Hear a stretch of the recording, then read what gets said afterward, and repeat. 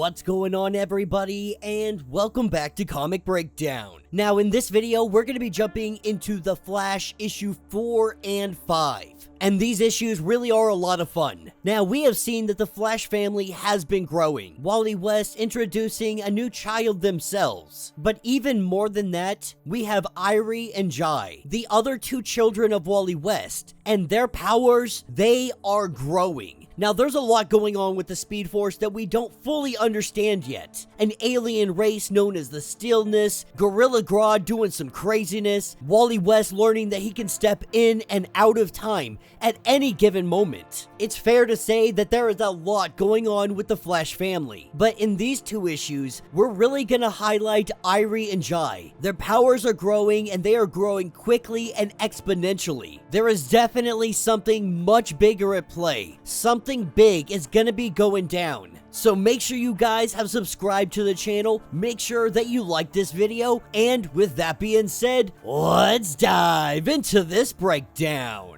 Alright gang, so our story starts us off with Wally West transporting to a realm that seems to be not necessarily a parallel universe, not a different Earth or anything like that. This is like another plane of existence, another realm inside the Speed Force. Now here in this place, there are statues everywhere, but also while being in this place, Wally is kind of losing himself. In fact, he's even having trouble keeping track of his own thoughts. What's really awesome and what we see here is Wally West grabbing his own thought bubbles. He grabs them and he tries to tie them down. An actual representation of him trying to keep his thoughts in place, trying not to lose them. And while he is doing this, a voice speaks to him, telling them that it's probably a good idea to do that. Not sure it's gonna work, but it's still pretty smart in itself. This is when we see something manifesting in front of him, telling Wally that this is the first time anybody has ever seen this place at all, as far as it can remember. But time is so hard to tell in this place. Now, while that is going down, we pick up with Liberty Bell, aka Jesse Quick,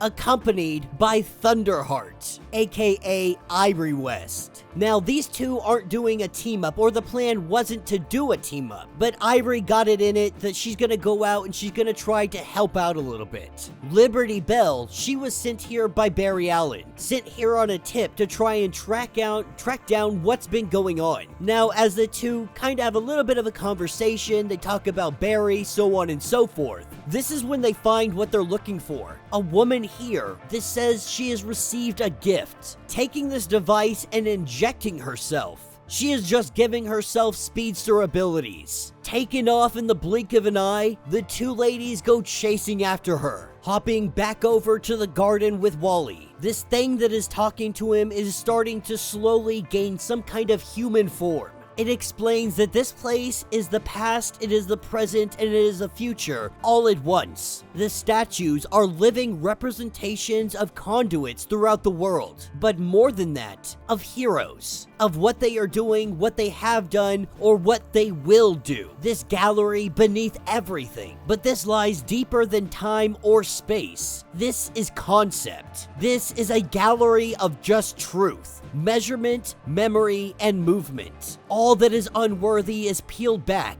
and what remains is the illusion of a now. This is where he sees a statue of Irie and Liberty Bell. Picking back up with them, they are chasing down the speedster, one that doesn't want to get caught, causing all kinds of mayhem and destruction, a path that is absolute chaos. But as the two catch up, this woman turns around and goes to attack Irie. Irie pushing Liberty Bell out of the way. We see that she phases. This woman falls right through her, but she also gains solid form and grabs the device out of the woman's pocket. So while she is able to slip away, they get the device that she injected herself with. But even more than that, Irie can sense that this thing is a Speed Force conduit. She can follow the vibrations. She can feel where it came from. She is exhibiting powers that we haven't seen any other speedster truly be able to do. And so as the two head off and they try to track down where this all came from, we are seeing at the same time Barry in the garden. The statues moving every time he looks away because the now, the present, it is always moving. It is fluid. and so the statues can never stay the same. They are forever changing. He can see his daughter rushing headfirst into danger, with Irie getting inside of this building, Liberty Bell unable to do so. Irie looks around, and she quickly learns that this is a trap. That thing in the garden. It tells him that this place is nothing more than the labyrinth of doorways, that you can leave, you can go at any time you want, each of these leading to a temple of your own heart. As Wally watches and observes, seeing that Mirror Master has trapped his daughter, he tries to do what he can to get to his daughter. Mirror Master dropping her grenade, Irie trying to get out of here in time, but Wally West comes bursting in. He grabs hold of her and gets her clear of any danger. And Wally's not mad, he's not upset. This is the family business. More than anything, he is upset with himself. He believes that he should have been here. This is just yet another souped up rogue, turning the Speed Force into some kind of drug. He was waiting for Wally West, but Wally is obviously distracted because he cannot get his mind off the Garden of Truth. This is what takes us to issue number 5. We pick up with Jai. Now, his powers are working a little bit differently than everybody else's. From a family of speedsters, he doesn't necessarily have speedster abilities. Now, he's got insane strength that he can't control yet. He can get carried along in other speedsters' slipstreams. And since about a week ago, he can manifest little creatures. It's like a little piece of him, a little nesting doll if you will. And then there is the other power that he has. When someone walks in the room, he got startled and he teleported. Now every time he teleports is because he is startled, and so he teleports to his dad. Kind of makes him feel, less of a man if you will. Not really great for his confidence that every time he gets startled, he runs to his daddy. But as he sits here, he watches as the scientist and his father operate, or not really operate, but run experiments on this butterfly wings on Barry Allen statue. And so while all of this is going on, we see that Jai is able to teleport himself back to the room he was in. This is the first time that he has ever been able to do this on his own. This is when the person that startled him tells him it is because of the little creature that he created, telling him that what he does is not teleportation. What he is doing is entangling with other conduits, then collapsing the quantum waveforms, saying that this is in fact quite clever, and he does it all on instinct. Now obviously Jai at first thinks that this guy's a supervillain, but calming him down, he says that not everything falls in the realm of hero or villain. Not everything is black and white, that there are gray areas, and it appears that this guy sits in that gray area. Calming Jai down, we see a whole bunch of those little meat-looking creatures jump out of him. But this guy says that he is here for Jai's mental health, a matter of professional importance to him, as this guy busts out some kind of device. With a giant flash, Jai is teleported to his father, as he watches an interrogation of Gorilla Grodd.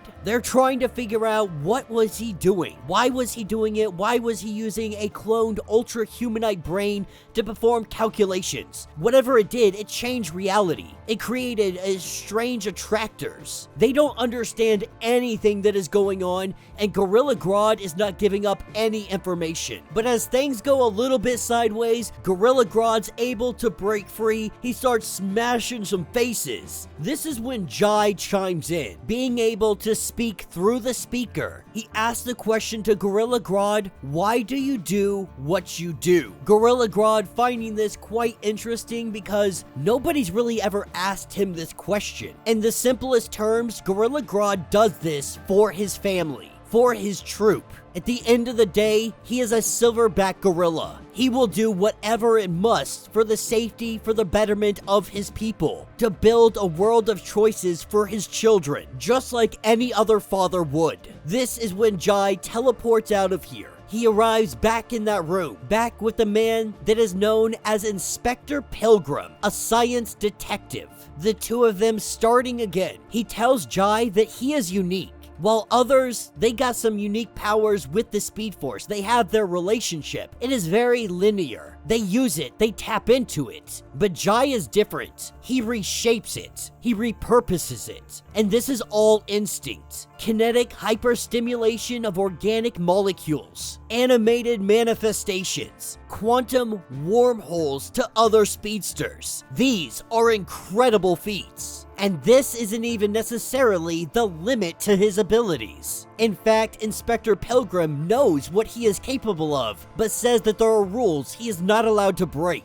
So jumping to his dad, it isn't jumping to his father because he feels safe. That is the conduit that is clearest and known to him. But if he really concentrated, he could quantum wormhole himself to anybody. Anybody that is connected to the Speed Force, he could essentially teleport to. And there's a possibility that he could do this through any point in time. Not only anywhere, but also any when.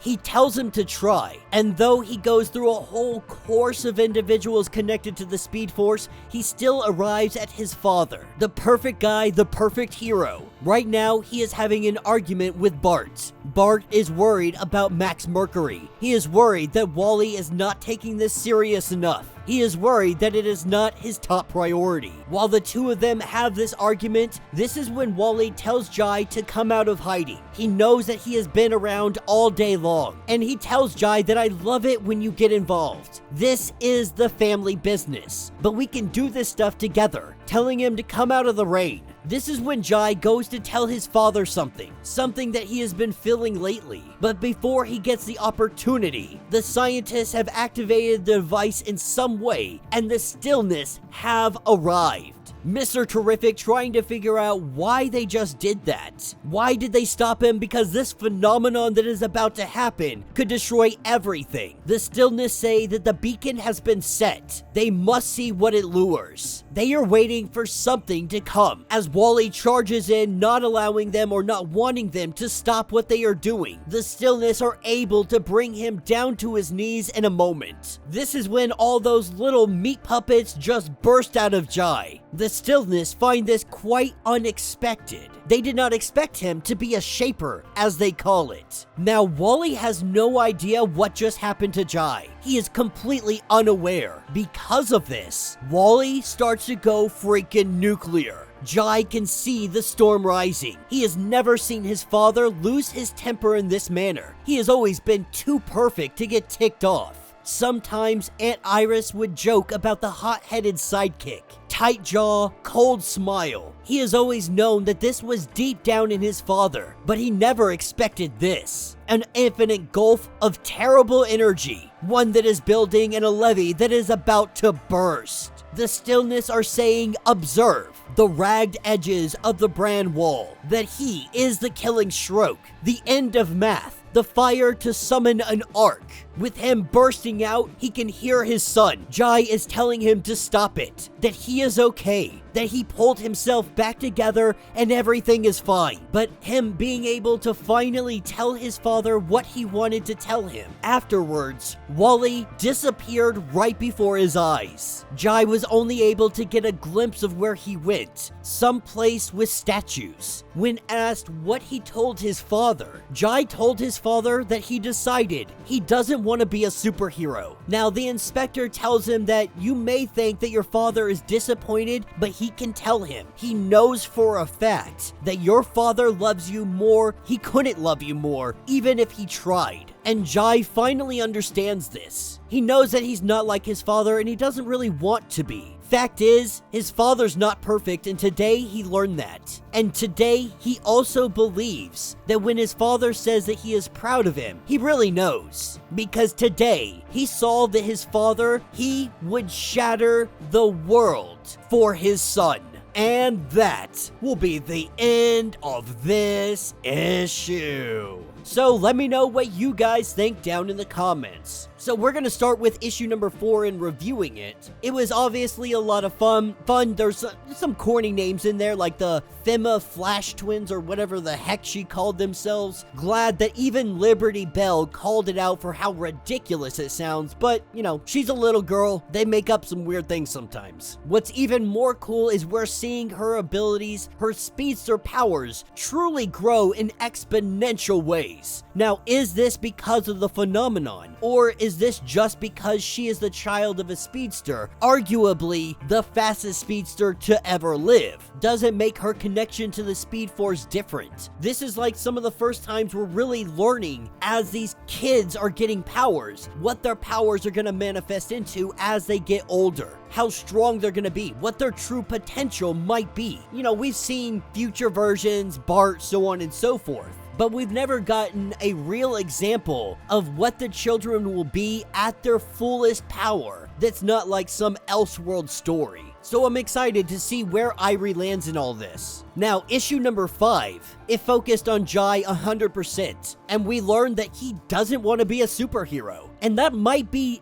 you know, kind of expected coming from the family that he comes from. You might have some that follow in the footsteps, but Jai doesn't want to do that. He sees what it does to his father, to his sister, to everybody around him, everybody that he knows, everybody that is near and dear to his heart. He has seen the trials and tribulations. He's fought in the battles himself. Now, he's a young boy. He's just coming into his powers. All of this is a lot. You cannot expect him right off the bat to be ready, amped up to go into superheroing. Some people might be. He's not one of those people. This is not to say that one day he won't be a superhero, but as it stands right now, there's no part of him that wants to be a superhero. He just wants to understand the changes that are going on with him right now. He's dealing with so much, with school, with everything in between. But the most important thing that he learned today is that his father would rain down hell. His father would destroy everything. His father would shatter the world to protect him. That is the most important security a child could ever get. And Wally West just proved it. This can also be dangerous. This could be one of the reasons he doesn't want to go be a superhero. If his life is ever in jeopardy, what would his father do? What would this make his father do? If he ever got kidnapped or something of that nature, what point would Wally West go to? Would he break every moral, every rule,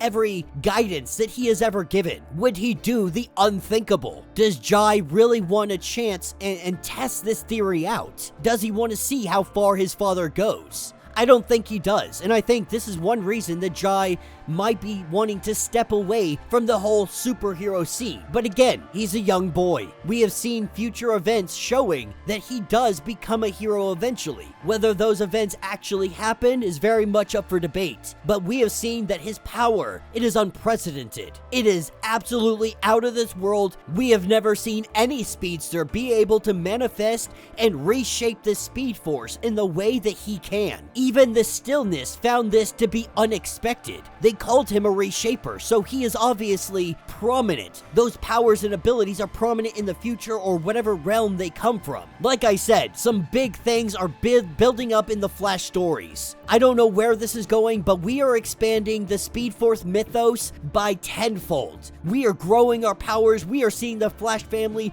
truly become something much more than they ever thought the Flash family could be. And I'm freaking here for it. But let me know your thoughts, let me know your theories if you want to get caught up on everything going on with The Flash. Check out the link in the description as well as the top of this video. It's gonna get you completely caught up on everything going on with Wally West in The Flash comics. If you would like to support the channel, you can always do so by joining the channel membership. Much like Patreon, having multiple different tiers, from $1 to $50, from loyalty badges to comics every single month. Not only are you helping out the channel tremendously, but you are getting tons of perks in the process. Now, if you're unable to do this, do me a favor, subscribe to the channel, like this video, make sure you hit the notification bell so you don't miss any of the content we have coming out. And with that being said, until the next breakdown.